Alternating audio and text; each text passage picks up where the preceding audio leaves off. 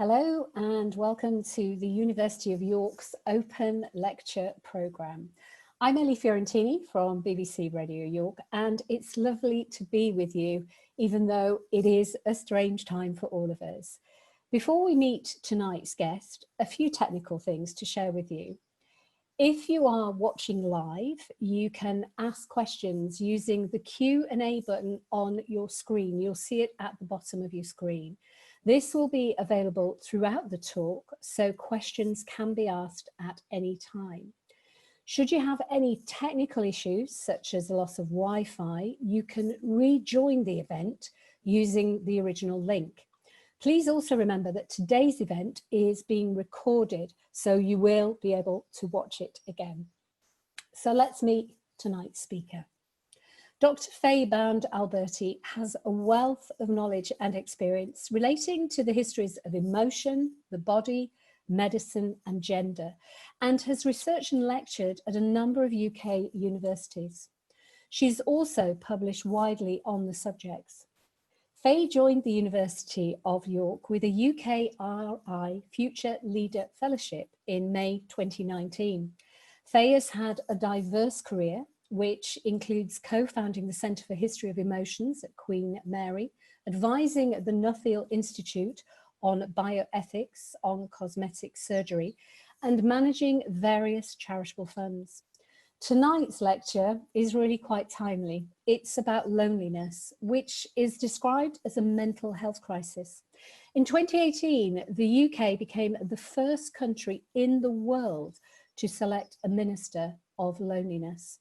Other countries may follow suit in light of the Covid-19 pandemic. The problems of loneliness have accelerated. In tonight's lecture, Dr. Alberti asks what history might reveal about lockdown loneliness during and after Covid-19 and what we can learn from history. Thank you for that lovely introduction, and I'm delighted to be here to talk about lockdown loneliness. Let me start by asking you a question. Are you feeling lonely in lockdown? If so, you're not alone. Even before this pandemic, loneliness was being described as a mental health crisis, a plague, and a pandemic in its own right, with serious physical and psychological consequences. So much so that in 2018, the UK nominated a minister for loneliness. And it was the first country in the world to do so. Since then, other countries have talked about instituting a minister for loneliness, mostly individualistic countries like the US, Germany and Switzerland. Coronavirus has exaggerated the challenges around loneliness. As pandemics are wont to do, it has narrowed in on and exacerbated existing vulnerabilities. It's affected people most severely where there is structural inequalities, along lines of poverty, ethnicity and disability. Coronavirus is many things, but it's not a great leveller. What COVID-19 has changed, and for the foreseeable future, is the way that people relate to one another, the everyday conventions that prioritise the face-to-face, the sociable, the gregarious. By international standards, the UK is not a tactile country, but it is having to radically rethink how social interaction takes place. And this is a global problem.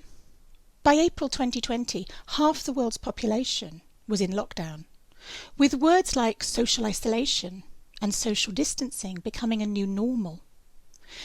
Being physically alone, being solitary, has increased feelings of loneliness in some people and added to the social and political panic around loneliness. The presumption being that being physically isolated from others is the same as being emotionally and psychologically isolated, which, as many of us know, is not the case. So there's a lot to think about here. And as a historian of the body and emotions, I don't believe this way of framing loneliness as a pandemic, as a universally dreadful affliction, is helpful. Nor is it useful to view loneliness as an inevitable part of being human, or to suggest that being alone is equivalent to feeling alone. To achieve a more nuanced approach to the problem of loneliness, it's important to disentangle physical from emotional isolation and physical from emotional distance, as well as considering the diversity of experience that is being talked about under the heading of loneliness. And the history of loneliness is important if we want to address its apparent prevalence during Covid-19 and in the pre-pandemic world. Loneliness as both a concept and an experience is relatively new, at least in historical terms. Loneliness as a word to describe emotional disconnect, a profound sense of lack, if you like, between the relationships one has and those one wants, only really came into being from around 1800 in the Anglo-American world. The word loneliness did exist in earlier times, but where it appeared, it was interchangeable with a term oneliness that described the simple state of being alone without any corresponding emotional lack. Thomas Blount's Glossographia of 1661, for instance, described loneliness as a oneliness or loneliness, a single or singleness. And Elisha Coles's An English Dictionary of 1677 defined loneliness as solitude or wandering alone. Being lonely or being in solitude prior to the 19th century was not normally a problem. After all, Jesus was lonely, trees were lonely, clouds, in Wordsworth's famous poem, I Wandered Lonely as a Cloud, were lonely. But that didn't necessarily mean anything other than being solitary.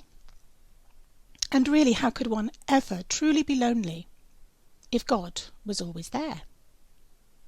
One example of this approach to oneliness, which was common in the 18th century, is the story of the yeoman and shopkeeper Thomas Turner. Thomas kept a diary for 11 years, and he wrote about life in East Hoathly, Sussex, where he lived, as well as his desires and expectations about marriage and business and the literature he was reading. Thomas married his first wife Margaret, called Peggy Slater, in 1753. Thomas and Peggy did not have a harmonious relationship, and he often felt deserted by his family as well as his friends when things were difficult. To what to attribute the coldness and indifference with which I am treated by my friends and relations, he complained, I am at a loss to guess. Sometimes I think I must be a prodigy, that all my relations in general seem to be so indifferent to me. Thomas nevertheless was able to reach out to the ideal and the comfort of God, and it was some reassurance to him that Christ suffered too. Now, when Thomas's wife became very ill in 1759, and gossip circulated that he had been responsible for her illness, he read scripture widely in search of support, and he relied on a book called Trust in God, the best remedy against fears of all kinds, by the then Bishop of Lincoln, Edmund Gibson. When Peggy died, this reading affirmed Thomas's faith. It pleased Almighty God to take from me my beloved wife, he said. So although he was a beacon upon a rock, an ensign on a hill, destitute of every sincere friend and not a single companion left, he derived meaning in what he called the overruling providence of God that orders everything according to infinite wisdom. There is no reference to loneliness in Thomas's diary. By the following century, however, oneliness was a far less common term and loneliness was widespread. We can see this change in language being played out in fiction. With an expansion of literary forms from the 18th century, aimed at a readership with rising levels of leisure and literacy, loneliness in novels was commonplace.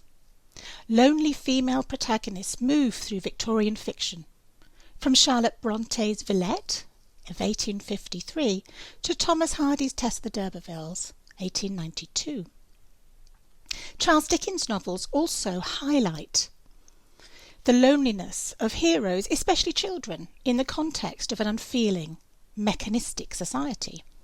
Pip in Great Expectations of 1861 and Oliver in the eponymous Oliver Twist, 1837, found themselves alone, abandoned and friendless in a bleak and hostile world. A common psychological paradox of Victorian literature was that it was necessary for the working classes to operate like cogs in a machine. but that was a dehumanizing process, even for those whose life was, as the 17th century philosopher Thomas Hobbes put it, solitary, poor, nasty, brutish and short. While fiction focused on the emotional challenges of not fitting into society, medical texts concentrated on the separation of the mind from the body. The development of medical specialization meant that emotions were no longer seen as holistic states that affected mind and body alike, but products of the brain. And secular theories of psychology explained the functioning of the brain, including why it was that some people were more introverted than others, and by implication less adept and skilled at thriving in a competitive industrial landscape. Alongside these cultural changes came social and economic ones. Industrialization and urbanization, processes that had been evolving over the 18th century, became widespread, changing working practices and encouraging individual labour and more anonymized ways of living. Scientific secular explanations of the world offered alternatives to the religious models of earlier centuries, in which men like Thomas Turner derived meaning from the unknowable hand of God. The idea of the individual became increasingly important to political and economic theory in the Western world, as did evolutionary biology and a belief in some quarters in social Darwinism and the survival of the fittest. So maybe it's unsurprising that this is the historical context in which the language of loneliness flourished and came to mean something more than mere solitariness. In arguing for the rise of loneliness as a modern emotion, I'm not suggesting that life was entirely collective and harmonious before the 19th century, nor do I think that people never felt isolated from others. But it is significant that from 1800 a widespread and diffuse language of loneliness was used across medical, philosophical and literary writings to describe both a lack of shared meaning or a belief system and a corresponding emotional lack. This lack is characteristic of much economic and sociological writing by Karl Marx and Emile Durkheim, for instance, on the alienation that can exist in modern secular society. So loneliness at this level is less an individual concept than a social one, related to how society is imagined in countries that might have individualistic or collectivistic attitudes. What's been suggested by the spread of loneliness as an international problem is how loneliness has been connected with the social changes marked by globalization. Even in traditionally collective cultures like Vietnam, where societal rules and regulations have been more important than individualism, there's a reported increase in both loneliness and consumerism, especially among relatively young, affluent members of society. Some of the lowest global levels of loneliness, by contrast, are found in the Netherlands and Denmark, where there is a strong tradition of collective responsibility and voluntary organisations working to prevent social isolation among the vulnerable.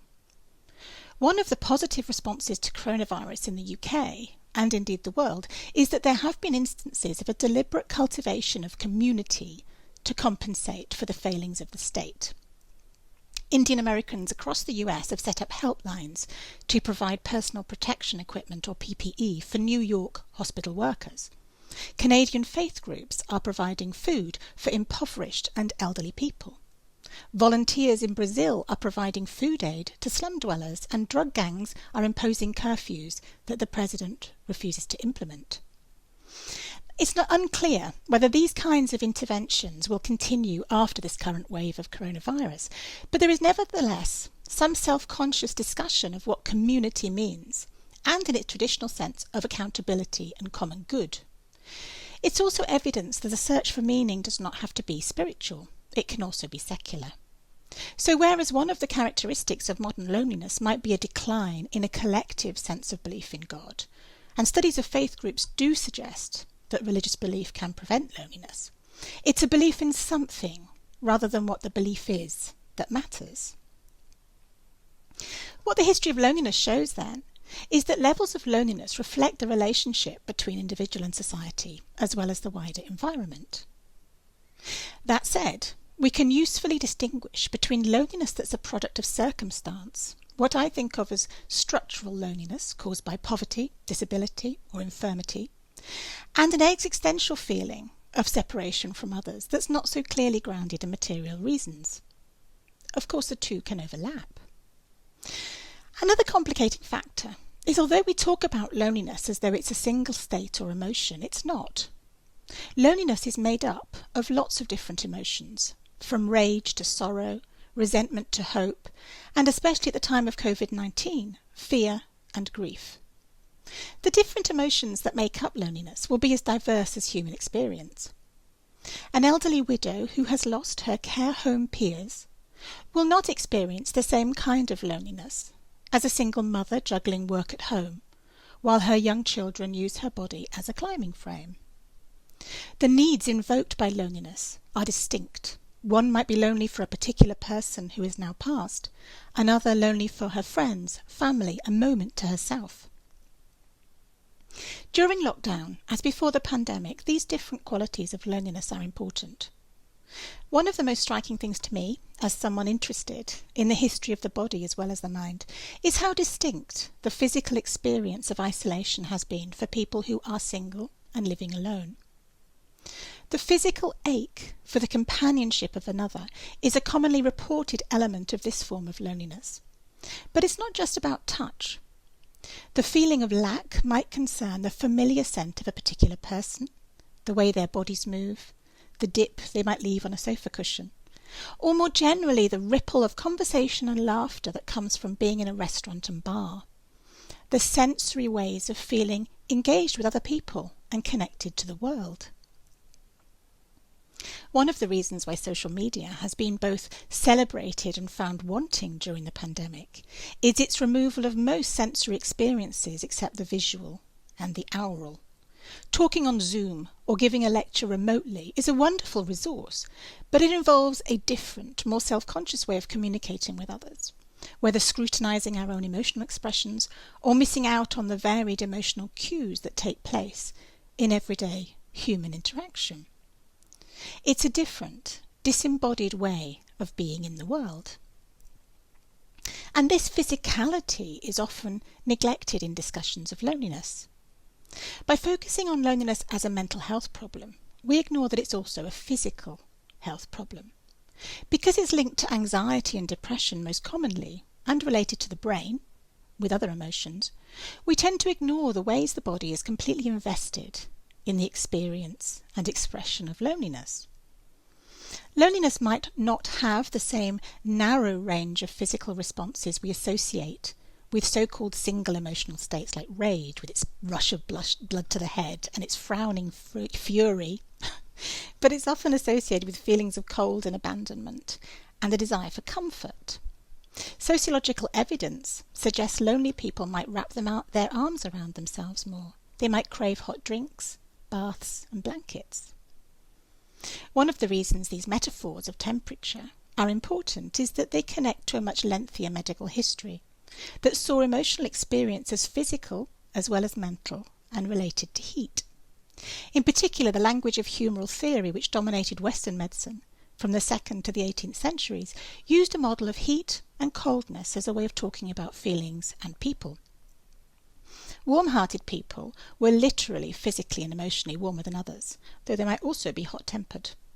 Cool temperaments generally gave rise to a much more socially distant way of dealing with others. The physical and embodied ways we talk about emotions matter. Most people have smells or sounds that are particularly associated with loneliness. I've talked before about my own almost pathological aversion to the sound of Canadian geese. That reminds me of a year living on campus in my 20s after a breakup. When I asked people on Twitter, what does loneliness sound like to you? They didn't say silence. They said radiators clicking on or off, the sound of laughter in pubs, the hubbub of conversation at events they weren't included in. So the sounds were of implied exclusion and isolation, but not necessarily solitude. Similarly, most people have a particular smell that makes them feel less lonely and more connected to others. The scent of a lover's perfume, perhaps, a loved one's jumper, or that perennial favourite, the powdery talc scent of a baby's head. I wonder if this is why so many people are taking up lockdown bread making. Aside from the physical and symbolic associations of bread making is all about the senses.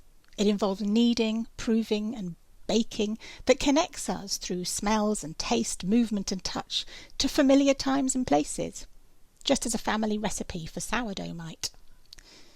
In my book, A Biography of Loneliness, I explored whether it's possible to see these sensorial, material ways of belonging or feeling loneliness playing out in the historical record.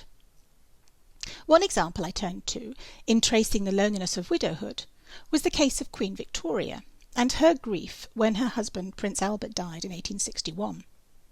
The Queen wrote in her diaries often that she was forlorn, all alone, and in her misery, finding every day her feelings of loneliness ever increasing. Queen Victoria was famous for dressing in all black and being excessive in her mourning, even by Victorian standards. But the monarch also wrote about the ways that her loneliness affected her in a day-to-day life and was embodied in the world around her. When she visited the gardens of Frogmore House, she did so in sadness, because she was ever reminded of the last occasion on which she saw that tree, smelled that blossom, felt that breeze, with Albert by her side. Victoria delighted in British people mourning Albert, she wrote, because it allowed her to share her grief.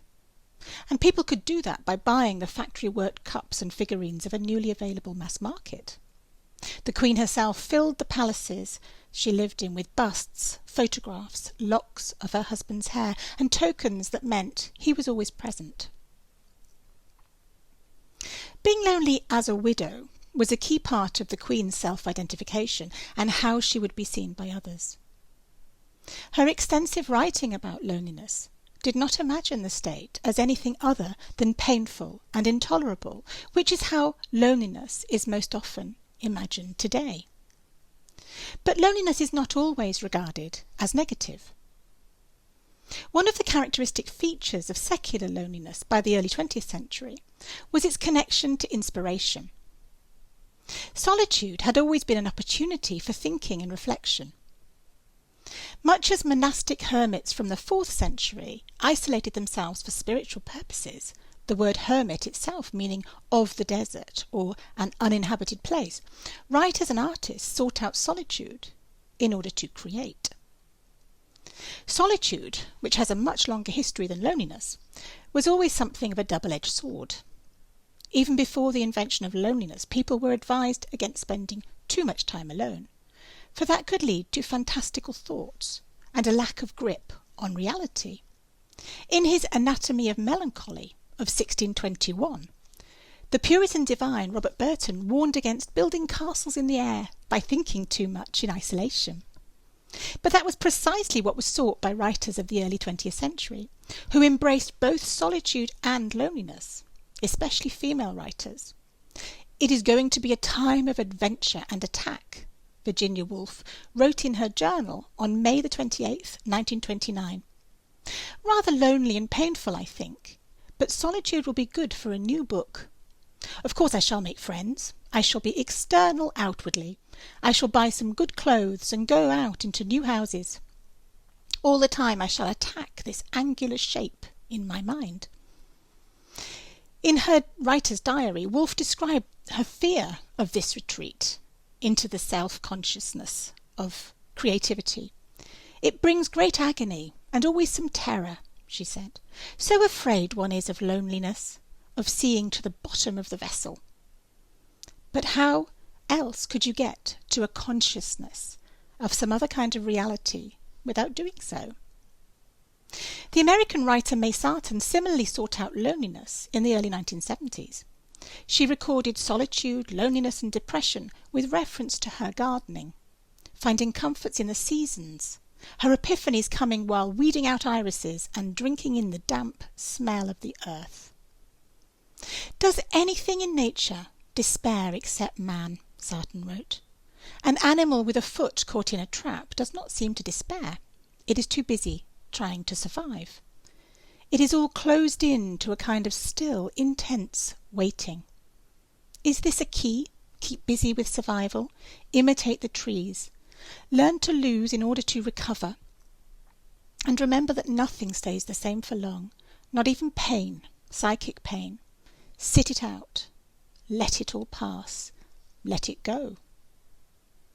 This focus on the natural world comes up regularly in conversations about lockdown loneliness. The natural world, with its seasons and regularity, its resilience, and its sensory sights and sounds, has been depicted as an antidote to urban living since at least the 18th century, and much earlier through the importance of fresh air and exercise. Getting into nature has been widely recommended during coronavirus lockdowns too, although of course access to green spaces, like the time and space to write, reflects a privilege of resources and time. The possibility that loneliness can be restorative as well as negative remains essential in reframing loneliness. Although there is no doubt that for some people, especially those who are materially impoverished or otherwise vulnerable, loneliness can be deadly. But others are thriving. I've received many emails as a researcher of loneliness since the lockdown started from strangers keen to share that they are enjoying the imposition of solitude. For once, they do not need to make excuses to stay home. There's a difference between enforced and chosen loneliness. But there's also a definite bias, especially in the Anglo-American world, towards extroversion and sociability in ways that can be detrimental to those who prefer time alone and in isolation. And the media focus on lifting the lockdown as a goal that should be shared by everyone doesn't account for the different experiences people might have in public spaces. In my current work at the University of York, where I lead a programme of research into the history of facial difference in surgery, it's become clear that for some people who are routinely mistreated by strangers because of their appearance, find loneliness better than the alternatives and are worried about lifting the lockdown. So as this history of loneliness shows, there are many different kinds of loneliness, and as many as there are ways of feeling connected. Time intersects with loneliness in different ways. That which is enduring and apparently eternal is worse than loneliness which is fleeting and transitory. Loneliness when we're young is different to elderly loneliness, but it might be an indicator for loneliness in old age. Since loneliness reflects the habits and practices we develop in order to engage with other people, personal histories of loneliness are as relevant to its understanding as longue durée approaches of the kinds I have presented here. What strikes me about loneliness during Covid-19, as with loneliness before the pandemic, is that there's not enough discussion of the meanings of loneliness, of the differences between loneliness and isolation, of its sensory effects, the benefits and limits of social media, and the ways in which loneliness is experienced differently according to circumstance. We lose these nuances when we fall back on loneliness as an epidemic or even a pandemic. We depict loneliness as something that is distinct from society rather than a product of it. Loneliness as a concept has a history that we can trace through medical texts, psychological and philosophical treatises, and root in specific historical moments. And loneliness has a history in our own biographical lives. So I'm going to conclude this talk by expanding the question I asked at the beginning. Are you feeling lonely in lockdown? If so, what does loneliness mean to you? Without language, how can you tell when other people are lonely? And what are the stories and images about loneliness, all being connected, that belong to your own family history? These kinds of questions are important because they open up the possibility that loneliness is not a single static thing, but an experience rooted in our sensory worlds and our engagement with others. So there's no one-size-fits-all solution to lockdown loneliness, but an awareness of these lived historical complexities across time and in our own lives asks us to move away from the language of loneliness as a disease, as entirely negative, or as something inevitable. That way lies the medicalisation of loneliness, which, like the medicalisation of so many so-called negative emotions, ignores their social as well as psychological causes. And a nuanced approach to loneliness that shows how historical evolution of loneliness as well as its meanings in our own lives has never been more important than during COVID-19. Well, that brings me to the end of my talk. So thank you very much. I'm going to pass you back now, and I look forward to your questions. Faye, thank you very much indeed. I'm sure everybody will agree that that was absolutely fascinating. So much information to take in there. Just a reminder that if you do want to ask questions, and we've got quite a few questions to ask here, there is a chat box at the bottom of your screen, a Q&A box at the bottom of your screen. If you just type your question in there, and we'll put the questions to Faye for you. Before we go to those questions, I just wanted to ask you, you talked about the physical aspect of loneliness in your talk, and I wonder if you could talk a bit about what you think are the benefits of seeing loneliness as something more than a mental health problem only, because that's how people see it, don't they, most times? Yeah, it is, and that's partly because of the way that we have separated mind and body in thinking about medicine and thinking about human health. And I think it's really important to think about the way in which physical experiences affect our emotions, and how we can develop emotional responses that by focusing on the body as much as the mind. So what we have found, for instance, although this isn't possible in lockdown, of course, is that people who have post-traumatic stress disorder have found relief through massage or through being around people in ways that focus on moving together and experiencing something together. Something like the Men in Sheds movement in Australia, for instance, where men who may not normally want to talk about their emotions, by getting together in a shed and doing something alongside someone else. There's something about the physical movement. It's not sitting talking about it, it's doing something in collaboration with somebody else. And that seems to me very promising in offering ways out of this bind where we're seeing loneliness as something that is medical and medicalized and in our heads. Okay, can I just ask you just to move your microphone up just a little bit higher? That's brilliant. Thank you. That's a lot better. Thank you very much indeed. There's been quite a bit in the media about groups such as choirs, and we've seen all the films, haven't we? Zoom has come into its own, really, who are using online platforms to continue meeting each week. What do you think are some of the benefits and challenges around using online platforms for what would ordinarily be a very physical social activity?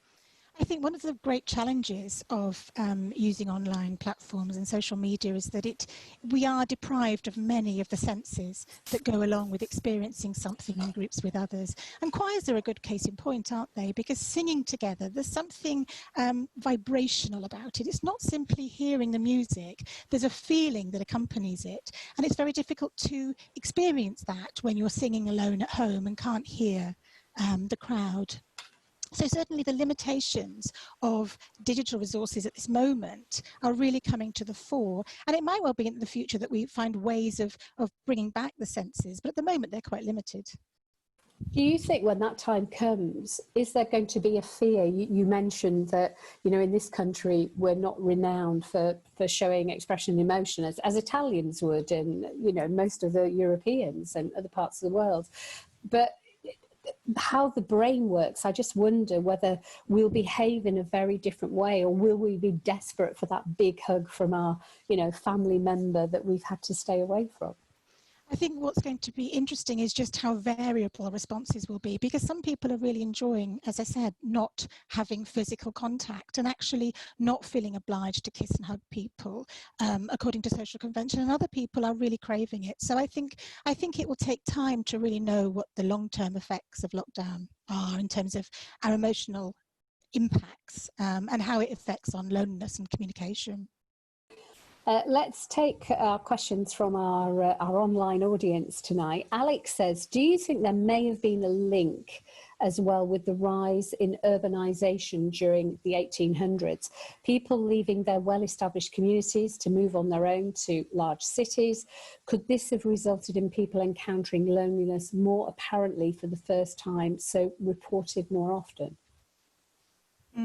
I think there's definitely something about the anonymity of urban spaces that comes up again and again, and certainly I link that to industrialization too, as the forces that are changing what we might term traditional ways of living and working and inhabiting spaces alongside others.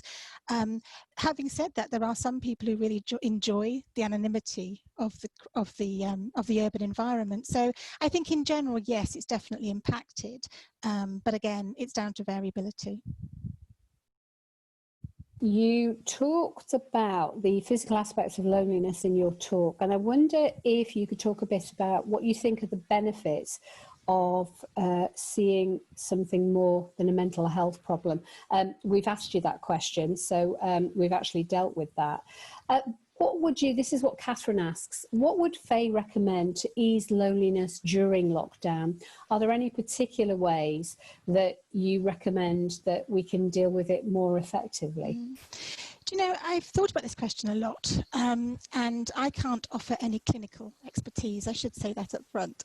But what I have observed by studying loneliness and thinking about how people experience it is that by focusing on sensory experience and the body, people are reporting that they feel more connected to other people. So even something as silly as I was missing a friend terribly and I bought the same perfume that she wears. And there was something about the familiarity of that at a sensory level that made me feel better about missing her. And I think some people are focusing on what we used to call the non-naturals, really, in the early modern medical tradition, whereby it's the way that we move the body, it's food and drink, it's fresh air, it's exercise, all of those ways of looking after the body and thinking about what it is that we need emotionally and what makes us feel better. I think that that really has to be the focus, really, to focus on the sensory body as a way of overcoming loneliness. Can you tell us more about the appointed Minister for Loneliness? I do wonder whether everybody knows there's a Minister for Loneliness, but we have somebody that's online tonight asking that question. Tell us more about them. Yeah, well, the Minister for Loneliness that was appointed in 2018, it was important because it was a political acknowledgement that loneliness has become a really core political problem. I mean, one could be cynical and say that actually a lot of it was to do with the fears of an ageing population. We have globally an ageing population that is expensive, and so loneliness costs money. Because it creates physical and emotional health problems, or adds to those problems. It is something that hasn't yet, to my knowledge, been taken up anywhere else in the world, but it is something that has been talked about, and the individualistic countries who are looking to the UK as seeing a way of handling loneliness have talked about appointing their own minister. I'll be really interested to see whether after this current pandemic that happens. I think that because loneliness has become such an intense political focus at the moment, even more with the current lockdown, I think we might see other countries following suit. Not that I'm convinced that it's particularly effective. There is an argument that it's a soundbite more than anything else, because it has to be accompanied by actual change in how we do things. But it will be interesting to see what happens. It comes at an interesting time, really, doesn't it? Because you also talked about all the community groups that have been set up, and I'm dealing a lot with these community groups through my job. And the one thing that they've all said is that they want to keep doing what they're doing, even if they do it in a different way, because they're giving somebody a purpose. Yeah, that's great, isn't it? And I do think that what seems interesting to me about this experience that we're having at the moment, where it's possible to do things very differently, I'm interested in what is going to stay. What are the elements of doing things in this new way that we are going to retain when we're able to get back into what we might term normal living, and to the extent that we can? What are the things that are going to continue to work alongside face-to-face communication? And I think it's a really exciting opportunity from that point of view. A question from Amalia, which says, I was interested in your comments, comparison of loneliness in collectivist versus individualistic society, such as Vietnam or the Netherlands. If a society values the individual more than the collective, why do we think there are so many charity and community initiatives? And how do you think this works in a British context? Gosh, that's a tough one, isn't it? Well, I think the very notion of charity is often about people supporting other people in a way that the state is not obligated to do. So I think it's perfectly explicable that charity thrives in an individualistic country, and some people get a lot out of giving to charity. It's not always purely altruistic. It also makes us feel part of society. So that point of view, I don't see that as contradictory. I do think observing differences, though, in how collective and individualistic countries work around the idea and the problem of loneliness offers some really interesting insights about what the state is for, what charity is for, how could we and should we live. So I think it's a really, really useful question, and something that that does need to be considered at a much more global level, because the reason I wrote this book, Biography of Loneliness, is essentially because it has been so neglected as a historical phenomenon and in terms of its global comparison. At my notes on here, we have a question from Amber, which is, let's see, do you think the language we use around loneliness influences how we see it? Yes, and I think this is actually a real problem, because we talk about loneliness as an epidemic, and we talk about it as a plague, and now we talk about it as a pandemic. What this does is partly it medicalizes it, and it implies that it's something that's happening outside of ourselves rather than a product of how we relate to society. And all emotions are really social experiences, and they come into being in relation to our social circumstance. But it's also a problem because it's become, in some ways, baggy and meaningless. I think that it's inevitable during our lives that we are going to feel lonely at different points. And I've described those as the pinch points of experience, where we're entering a new phase of our life. And sometimes loneliness has a function in making us really think about what it is that we want from life. What kinds of relationships do we want? What's working and what isn't? So loneliness can be useful emotionally, and not only to create and to withdraw from the world. But I think it's also a problem because it makes people worried about being lonely. It makes people anxious about getting older.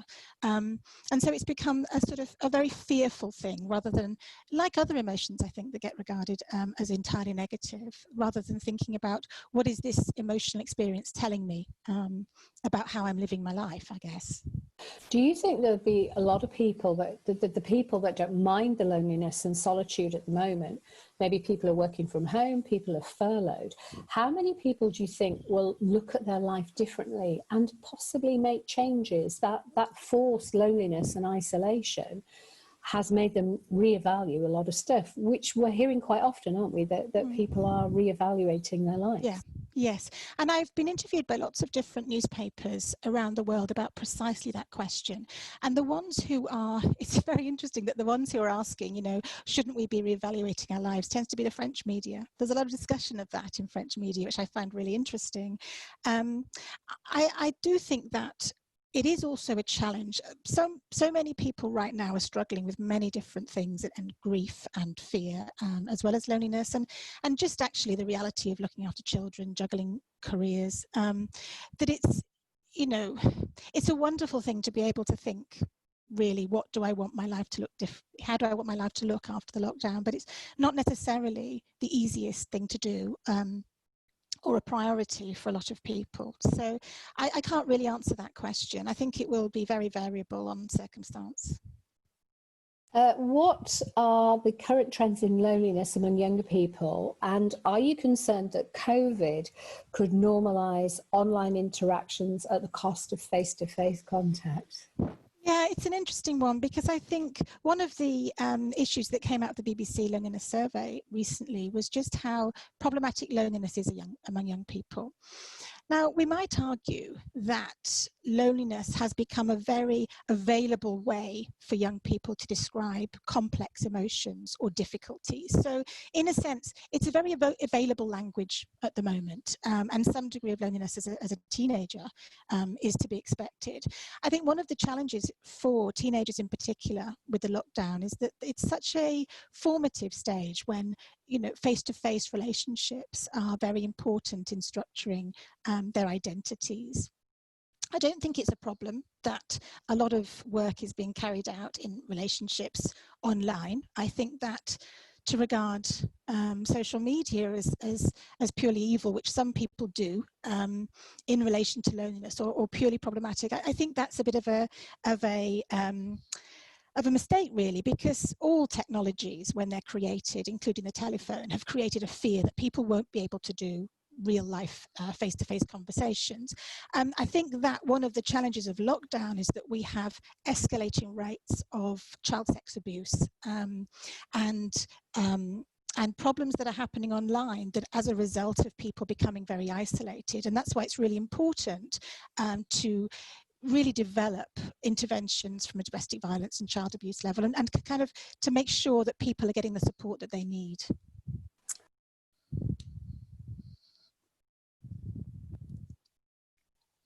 I'll just unmute my microphone there. Is the craving for heat a symptom of loneliness? Not on its own, I don't think, but some of the very interesting sociological literature around craving human contact and craving and kind of the sensory, physical being with other people that I've talked about in terms of hearing the noise from the pub and feeling the warmth of a hug. Sometimes people who are lonely do experience considerable coldness. And to me, that's incredibly interesting that we've got this language around warmth and togetherness that is experienced in a physical way. And it used to be that that was a physiological way of thinking about the body and the emotions, and now it just seems metaphorical. But it's a really interesting area to pursue, I think, because often when we're thinking about whether or not other people are lonely, we're expecting really to be told. Or when GPs are keeping an eye out for loneliness, they're looking for people who are revealing the usual symptoms of anxiety and depression. So feeling very down, looking very downcast, not looking after themselves, not keeping clean, not keeping tidy. And those sorts of things, I mean, they're all very important in detecting when someone is struggling emotionally. But I think that loneliness has a much more complex physical language, and it's not always going to be negative, and it's not always going to be the same emotional expressions that we see in depression and anxiety. Do you think after we come out of COVID-19 and lockdown, people will see loneliness in a different way to how they perceive loneliness to be in their minds? There is something very interesting about loneliness that it's being talked about during lockdown as this collective experience. And in a sense, given that the opposite of loneliness is some sort of connectedness, I think that even talking about loneliness right now, as we are now, is providing a way of people feeling together. So it might be that people are less fearful about it. Certainly what I've noticed is that people who are lonely don't feel as ashamed of talking about it now, in the same way that people who have considerable anxiety don't feel quite so embarrassed about talking about their anxiety. These sort of big collective movements around emotions make it possible, and they do give us a language. That's the positive element of it. And so if people that would never normally consider themselves in any way to have difficulties relating to people or in any way lonely are talking about feeling lonely for the first time and how powerful it is, that's very helpful for people who have been isolated for a long time. So yeah. Now from another question from our online audience. It's interesting what you said about belief in God providing comfort from loneliness in one of the stories. Could you talk more about loneliness and belief in religion or spirituality? I would love to see a lot more research around the different kind of faith groups and the different kinds of ways in which community is prioritized or the rituals of religion make people feel involved. I have noticed that where the research has been done, people who are integrated into religious communities do feel more of a sense of purpose, of meaning. We can see the same kind of thing playing out with environmental movements, this belief in something other than the self, this connectedness to the natural world. So it's not only religious movements that create that sense of togetherness and community, but what we need are more studies into the different faith groups that exist and the ways in which they might prevent or create loneliness in some ways. It's an area which is only just really beginning to be looked at. Is there a sex difference in how loneliness is reported or experienced? Women and men, we know, are typically thought to experience different types of relationships. Yeah, so women are much more likely to talk about feeling lonely, and they're apparently less likely to feel lonely because they are much more engaged through the lifespan in relationships with other people. Whereas we do see profound problems with men feeling lonely, particularly at retirement age, or when they've lost their jobs. And young men in particular at the moment are expressing very high levels of loneliness. And I think, again, that's why tending to gender differences through things like the Men in Shed movement and thinking about different ways in which people can integrate with others without having to forensically examine their emotions. I think it's important to be attuned to that, and also to be able to talk about emotions is something that is happening much more now, regardless of gender. But certainly there are marked differences in how it's reported, if not how it's experienced. I just want to check that nobody wants to ask any more questions. If you do, you've still got chance in the Q&A box at the bottom of the screen. So please do feel free to ask any more questions which you might have. I think I'm fascinated by the thing that you talk about men. I can only relate this to my husband, really, because women tend to have catch-ups with our friends, don't we, our girlfriends, and we want to see them face to face. But certainly in my experience, my husband is doing it in a very, very different way. They don't want to see each other face to face. And I find myself sort of saying, come on, this will be good for you. Do you want to make contact?